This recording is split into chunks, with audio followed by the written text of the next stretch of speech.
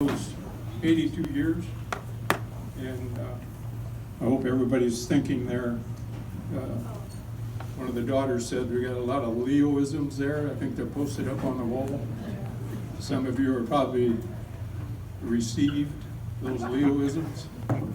So anyway, this is what the family has written. Leo Jones, Ingrid Leo Jones, excuse me, October 5th, 1936, died August 23rd, 2019. On Friday, August 23rd, 2019, Leo Jones, loving husband, father of 4 children, passed away at the age of 82. Leo was born Ingrid Leo Jones on October 5th, 1936, to Ingrid Laverne and Catherine Demmer Jones in Blair, Nebraska. He was the 10th of 12 children. Big family back there in Nebraska, right? In 1954, he graduated from Blair High School, boarding a train for California the night of graduation to attend Navy boot camp. While Leo was serving in the Navy, he traveled to Cannon Beach while on leave to marry his wife, Donna Larson Jones, in Seaside, Oregon, 1956. They then moved to Texas, where Leo completed his tour of duty. The two moved several times before ultimately landing in Camas, Washington. While living in Seattle, Leo and Donna started their family. In 1958, Leo and Donna had their first child, Leah. A year later in Vernonia, Oregon, Cheryl was born.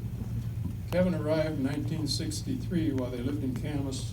And finally, Leo and Donna welcomed Christy in Redmond, Oregon in 1966. Though he saw and lived in many places throughout his life, he always considered Blair his favorite because it was where he met his wife. Never one to remain idle, Leo worked many jobs. After his time in the Navy, he worked for Camas Safeway as a manager. He also worked for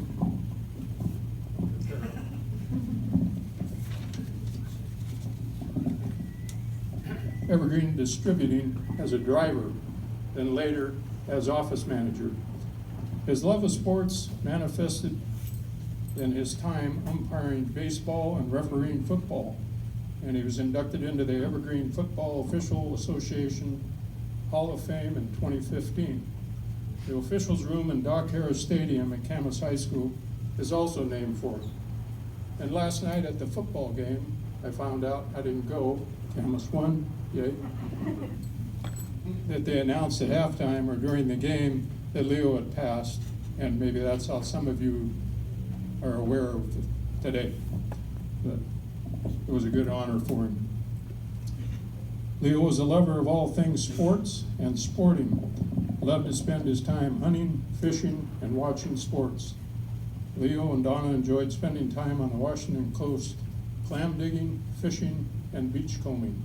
He was also dedicated to his community, spending many years volunteering with the Camas Washougal Fire Departments and with the Camas Fire Department Christmas Relief Organization known as Carol. Carol helped bring food and toys to families in need during the holiday season. This was important to him because he and his family also received the same generosity while growing up, and he wanted to give back. He knew most everyone and rarely met a stranger.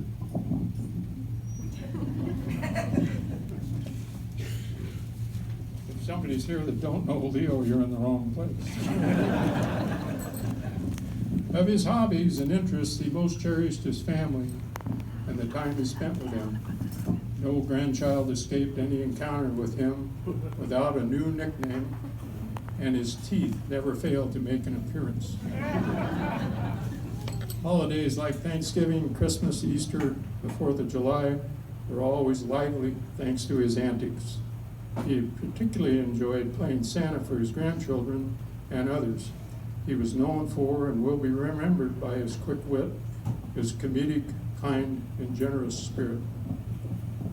Leo was preceded in death by his parents and 10 brothers and sisters. He is survived by his wife of 63 years, Donna, his 4 children and their spouses, Leah and Rick Brown, Cheryl and Russ Stencil, Kevin and Tammy Jones, and Christy and Mike Meadows. 7 grandchildren: Alyssa Paulson, her husband David, Ryan Jones, Justin Jones, Elizabeth Bailey, Amelia Stencil, Michaela Meadows, Danielle Meadows, and 3 great-grandchildren: Ella and Henry Paulson and Sawyer Denton.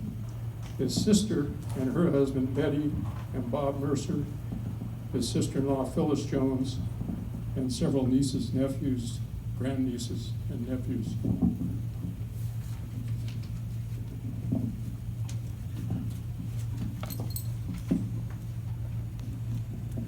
Here's Leo.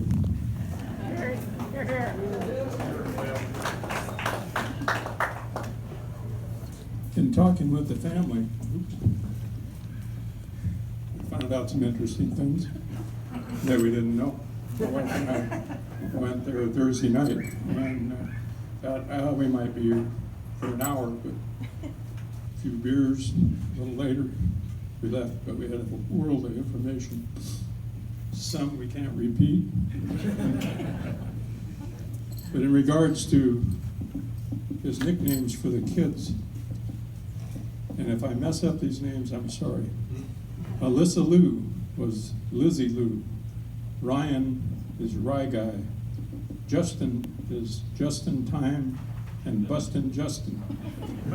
Elizabeth was, I can't believe he called her this, Lizard Breath. Amelia is Ammonia. Michaela was Mickey or Mick. Darnell was Danny. Did I say that right?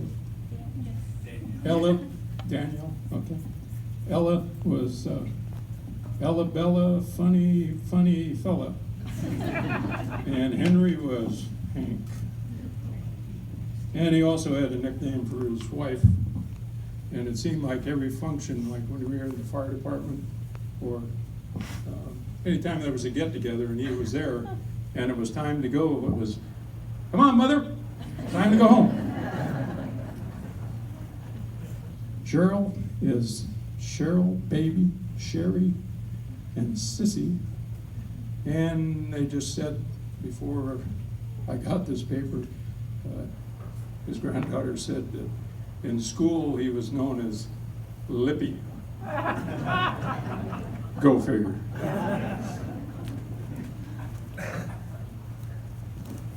The family wanted to have this function at this, used to be the old Safeway. Some of you are too young to remember, but there are probably others here that are older than I am and went shopping here.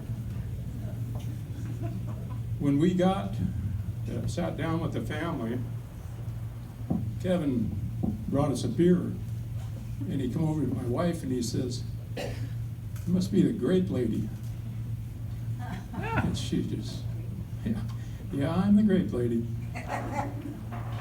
I met my wife in 62, whatever it was. Lived up around the corner here at Lancaster Apartments, and we'd come down here and get groceries for her mother. On this wall was the vegetables and the fruit. And Leo could not resist. Every time we were around, "Oh, Kenny Artis, oh, over there sucking on the grapes, squeezing the grapes." It never happened. We might have ate a few, but that was it. I was in the fire department for several years, and Leo, when he came back to Camas, became a sleeper, which is just a place to lay your head and live while you were out doing your job in town. But he wanted very badly to become a volunteer again. So, in his crazy way of life, he went down to the police department, got a mug shot, and put it on his application. Well, the mug shot just happened to be this black guy named Leroy. All the fire department guys got a real kick out of that, because the guy was constant. that's it for me as far as, well, we're gonna do a little, there's a couple poems here, stuff that we're gonna say later, but I'd like to open it up to anybody that has something to say about this good old boy. And don't be bashful. Oh, and I blew my cue. I was supposed to call on her. I can take It's your turn. Hi everybody, my name is Michaela Meadows. I am, oh that started early. I'm Leo's granddaughter and I'm Christy's daughter. And if you'll humor me, I have a couple things to say. When I was in 4th grade, my teacher gave us an assignment for our spelling class. It was supposed to be an essay, or at least as much of an essay as a 4th grader could write. And the subject was supposed to be my hero. And so here's what I wrote. For those of you in the back who made a stop at the back, you can see it back there. I wrote, my hero is my grandpa. He's my hero because he's kind, and he used to be a firefighter. He is a funny, loving guy. He has white hair, a soft heart, and loves to smile. He may be old, but to me, he is young as a kindergartner. And he was sometimes. He is as jolly as Santa, and that reminds me, he dresses up as Santa for Christmas. My grandpa is very fun to be with, and that's why my grandpa is my hero. Over the last several months, I thought a lot about this particular essay from way back in the day, and I thought a lot about what has changed. I got a lot older and a little bit more articulate, but a lot about what hasn't changed. And then when my mom called me a couple weeks ago and told me the news that my grandfather had passed, I wrote something new, and I'd like to share it with you all. It said, my grandpa is still my hero. Growing up, it was easy to see my grandpa as happy because he had a happy and full life. He volunteered, he traveled, and he had so many friends that it was a rare occasion to be at his and my grandmother's house that nobody stopped by just to say hello. I think that's actually how I met quite a few of you.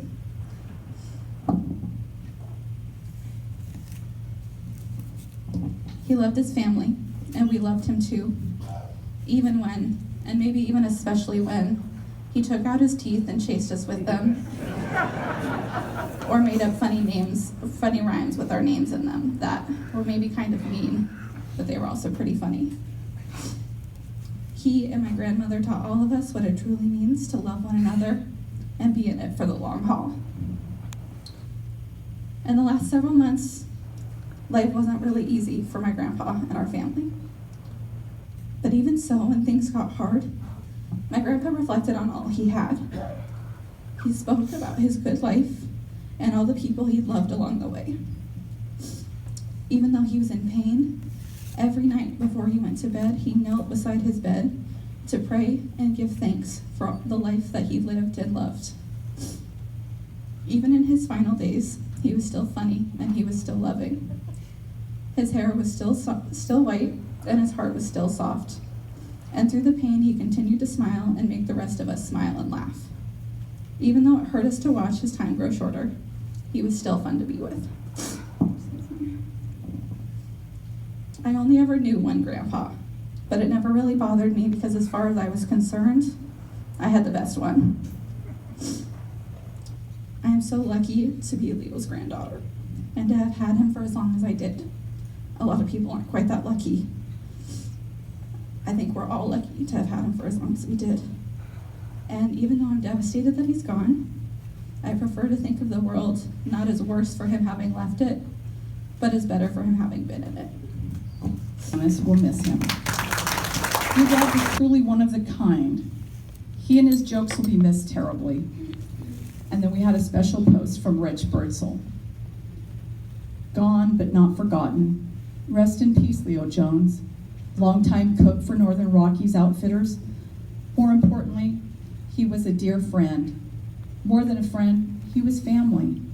He was like a father to me after I lost mine. But now he is gone, but his legacy will live on in the Sweetgrass Hills of Montana. This one is going to sting for a while.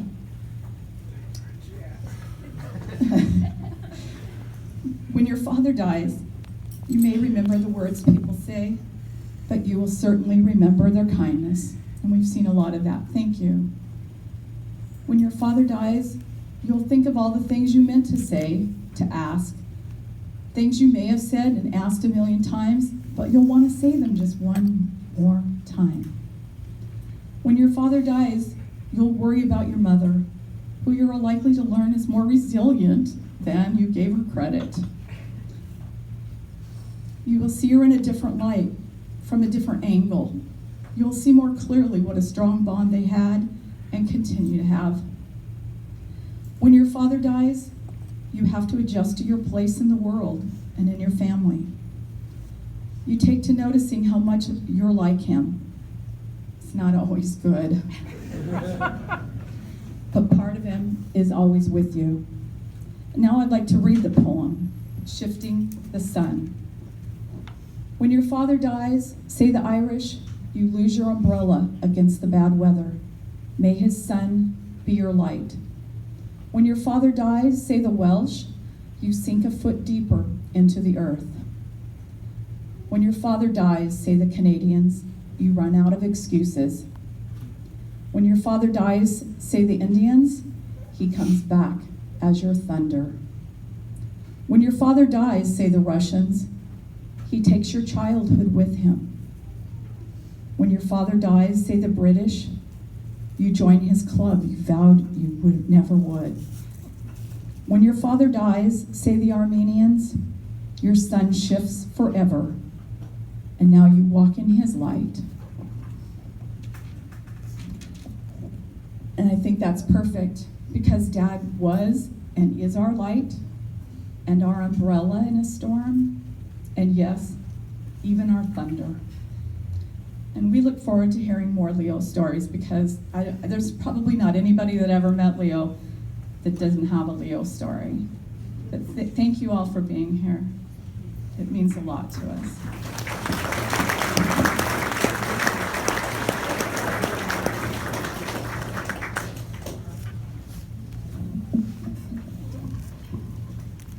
Any other family member?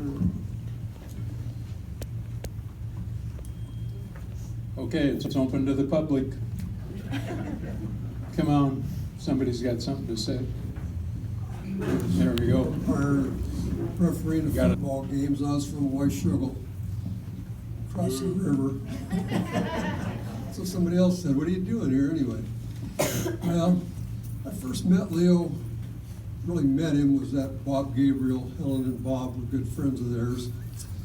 And I was working with Bob, hauling cars, and Bob kind of took me under his wing and hung out over there and met Leo, and oh boy, what a character. I really enjoyed hanging around those two old guys. But I thought back when I heard Leo died, something just kept popping into my mind. I know when my brothers died, I thought, oh, they're probably up there fishing illegally or something, you know. And I thought, you know, Bob and Leo probably met up and went fishing. And the thing is, they probably each had 2 poles. So, if you know him, you know that joke. Anyway, I really enjoyed hanging around those guys.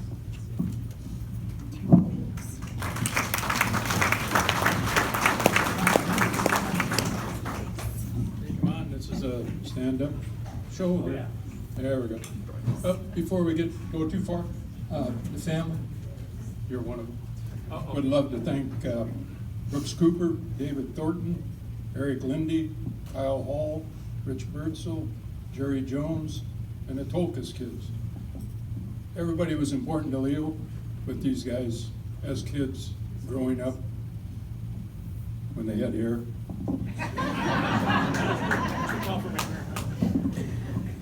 Brooks Cooper. I'm a Camas firefighter, Camas Washougal firefighter. Known Leo for a long, long time. One of the things he always told us as paid staff at the fire department, that we were never working, we were just on duty. We always really loved to hear that. One of the funniest stories I have to tell about Leo, no offense, Donna. One fine fall day, I was driving around and I said, oh, I'll go stop by and see Leo. So I drive by, his Blazer, the black Blazer everybody knows he used to have, was sitting in his driveway, so I knew he was home. So I pull in, and in Leo's voice, he goes, what the hell are you doing here? As he walks out of the garage, covered in blood. And I go, to myself, I go, oh God, he killed Donna. And I go, Leo, what the hell happened, and are you all right? He goes, oh, I'm great, I shot a deer. I said, oh, well, where is it? The back of the Blazer. And I go, really?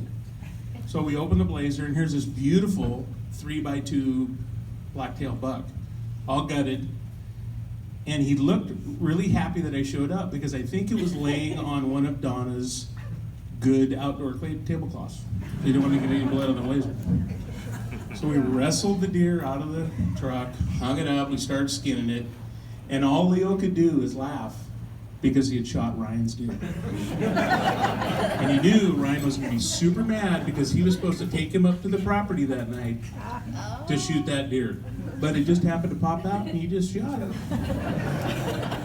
So he giggled the whole day for that.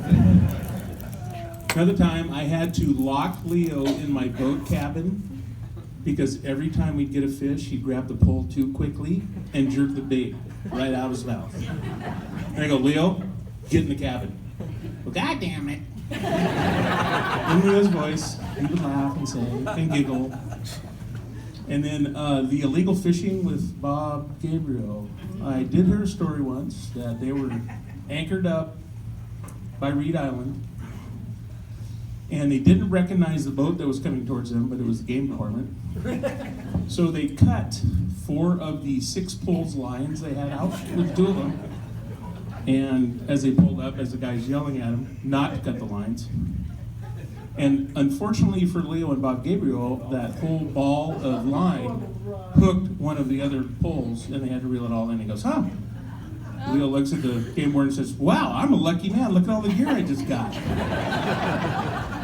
I think he got a letter from the state saying, if you get one more wildlife violation this year, we're going to suspend your license for a couple of years.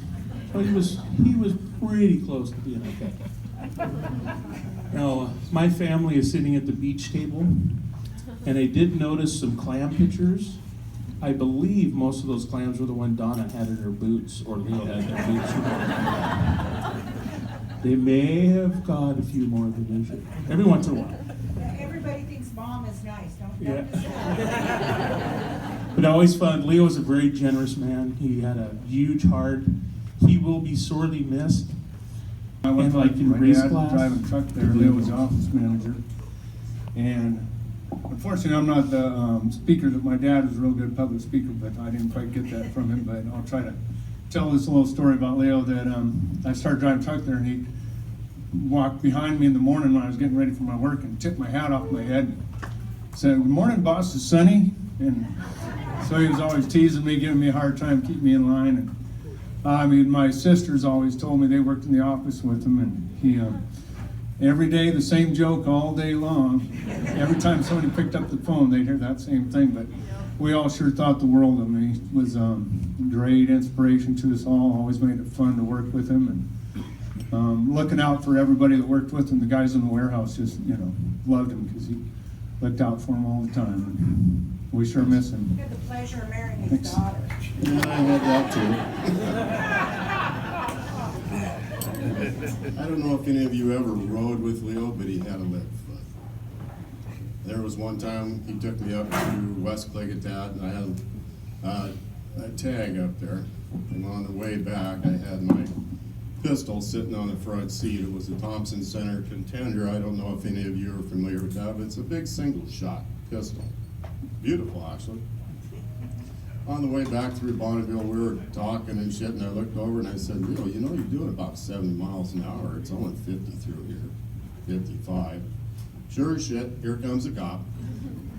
Blues are on, State Patrol. Comes up and said, Mr. Jones, you know you're doing over the speed limit? Well, yeah, we were talking, and cop has his ticket book out, and he's starting to write a ticket, and looks down, he goes, "What's that?" I said, "Well, it's a Thompson Center, it's a pistol." "That's a pistol?" So he comes back, and I showed it to him, I pulled the shell out of it, handed it to him. He took it out, and he was looking around, I said, "You want the shell? You want to take a shot?" He said, "I can't do that on the side of the road." "Why not?" "I won't say nothing."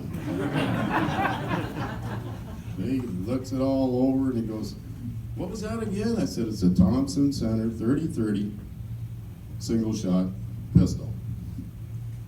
He was just in awe of that thing. I saved Leo a ticket that day. He hands it back and goes, "Mr. Jones, could you just please slow it down?" And off he went. And then there was another time with Jerry Jones. We were all out fishing. The three of us were in Jerry's boat, sturgeon fishing up by the Cape. We had 3 nice sturgeon, keeper sturgeon. Brought them back to the house. So Leo sets up the horses and puts the plywood across there, and he's going to show us how to clean a fish. And I said, "All right, I'm going to stand back and watch this." But by the time he got down, he had a couple of nice fillets. They were sort of butchered. And I said, "You want me to show you how I do it?"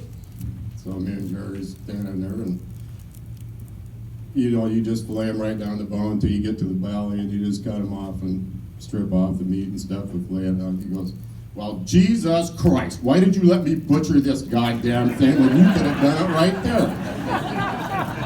I said, "You told us you were going to show us how to clean a fish. I was waiting." Just a couple of stories. I hadn't heard anything about the shrimping camps, but we had a great time at shrimping camp. And there was a fellow named Charlie Smith. Charlie had one finger that was cut off. So he and Leo would get together. Charlie'd stick his finger up his nose, and Leo would take his teeth out. And they'd have a good time. But we're talking about Leo Jones, a person that made everybody laugh, right? I mean, he touched a lot of lives. Look around you. I was saying to somebody earlier, I probably could have filled a third of this place with the Montana folks he touched and clients of mine from across the country. So everybody that met Leo loved him. He was a special man. But at the end of the day, he was a funny man, right? We laughed, and we laughed a lot.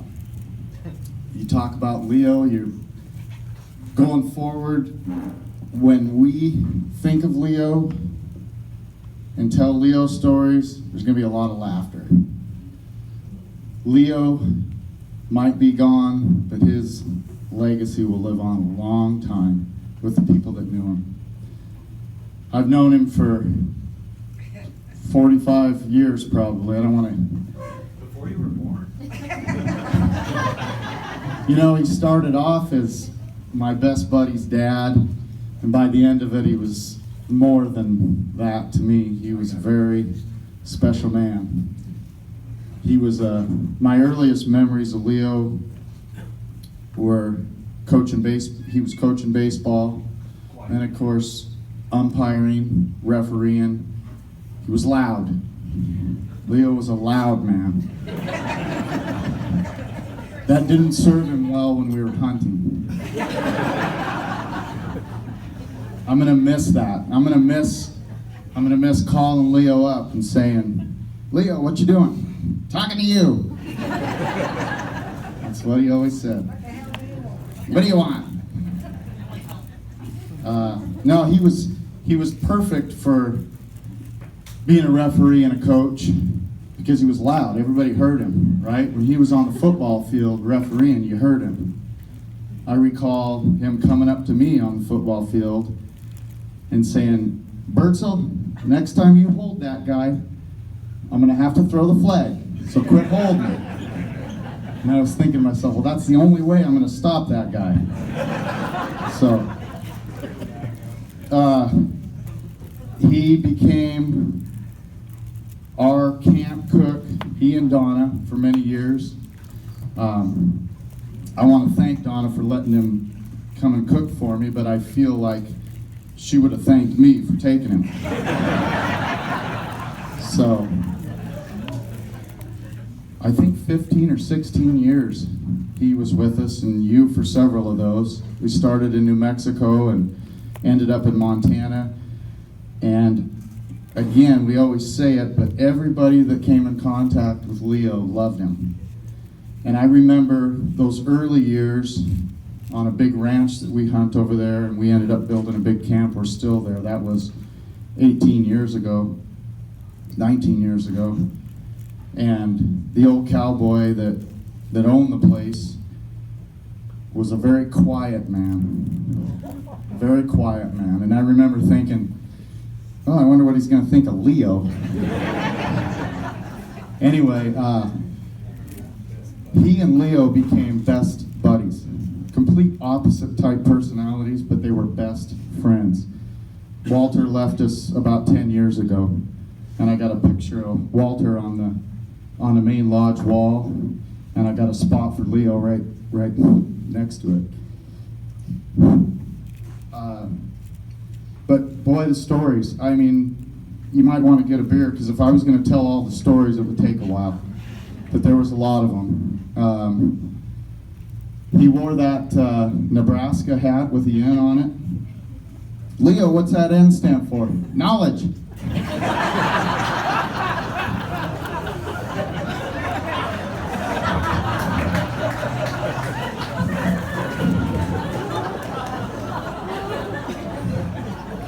The hunters that would come into our camp were never quite sure what to think of Leo at first, like everybody, including my father. My father used to tell a story when he first met Leo. He was like, who is this obnoxious loudmouth?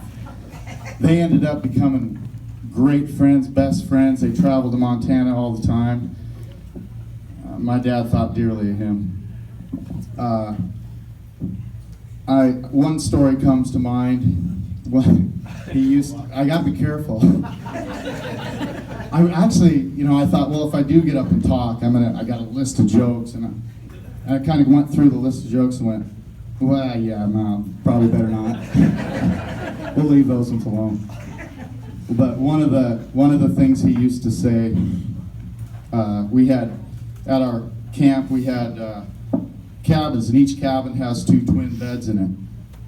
And the first day, the hunters would go out and hunt, and then they would come back for lunch, and Leo would be serving lunch, and everybody sitting at the table. And he walked up to the table, and the first time I heard it, I laughed pretty hard, but he ended up doing this for everybody. But he'd say, he goes, hey, you guys, and everybody could hear it. He'd say, hey, you guys, I just went over to put some towels in your cabin this morning, and I noticed you only messed up one of the beds. He goes, I appreciate that. It makes my job easier. It makes my job easier. I only got to make one at the end of the week. I mean, and it goes on and on and on. But I had a hunter once tell me, well, Donna, bless her heart, she came and did it for many years, and I think she got tired of the 10 below zero and the mud and the nasty weather and that, and so Leo kind of took over after that, and I was like, well, I think he can do it. But I had one hunter, this is the way it went. I had one hunter that said to me, Leo's really not that great of a cook, Rich. But if he's not back here next year, I'm not coming. So that's the way Leo was. Everybody loved him, and all the laughter and all the jokes. What Leo was most proud of and talked about most was his family. And he lived a good life. He got to see all his grandkids, spend time with them, and his great-grandkids. So here's to Leo, and I've got a lot more stories. If we're in private somewhere, I'll tell you about them. I was lucky I got to share Thank you. that. Well, first I was a little bit jealous because, God, what are you doing tomorrow, Dad? Oh, going fishing with Eric. Good for you, Dad. Where are you going? Oh, I'm going to the coast for 30 days. Kyle's going to be down there. I'm going to be fishing with Kyle. Good for you. And he went fishing and hunting and all that with all my buddies. But then I started looking about all my buddies' dads are dead. And it's like, I had mine for a long, long time. So I didn't mind sharing anymore. Like Rich. I mean, that made my dad's life. When we're sitting there at a football game and my buddy Dave's wife Dan goes, Leo, do you miss refereeing? And he said, I should be in Montana.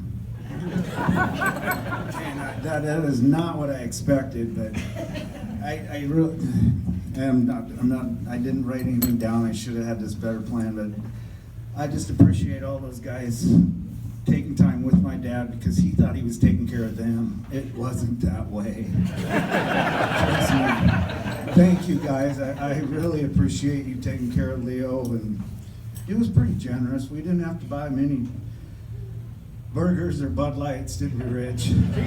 Cheeseburger and Bud Light. But thank you everybody for coming too, and let's have one for Leo. I used to say, Dad, if our thing was one more, whether it was one more pass down to Columbia with Eric, Kyle, Brooks, one more cast behind the house at the bowling alley, one more beer at Showboat. Dad, I wish you were here to have one more. You could never hear enough.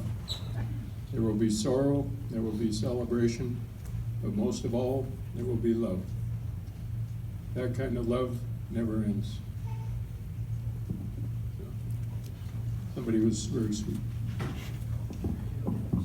If nobody else is going to come up here, we're going to have to go to drinking beer. Okay, any other now? There we go.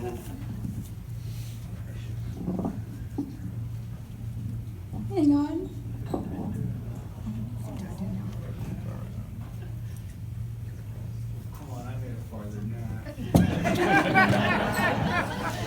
Sorry.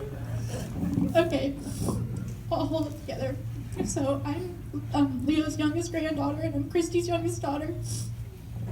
And I'm a really ugly crier. But we've talked a lot about, my grandpa's like smart ass and quick wit, and we all got to see all that too, but we haven't talked a lot about how he was with the family. And so I'd like to talk a little bit about that. Every birthday, every Christmas, every special event, we got one of those cards that was just as poetic as the first one. I'm sorry.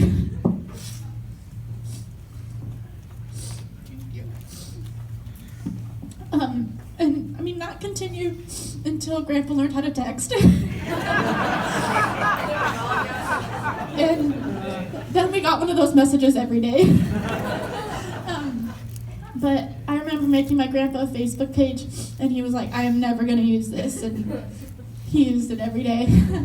And sometimes I wish he hadn't. I always hear like, what did you post on Facebook? Why is there a picture of this? Tell me all about that. But, he, aside from all of the names that he called us, like, it all was from a place of so much love. And, he was the first person to make a s'more with me and teach me how to make a campfire. And we even went fishing. I'll never go fishing again. It was a horrible experience, but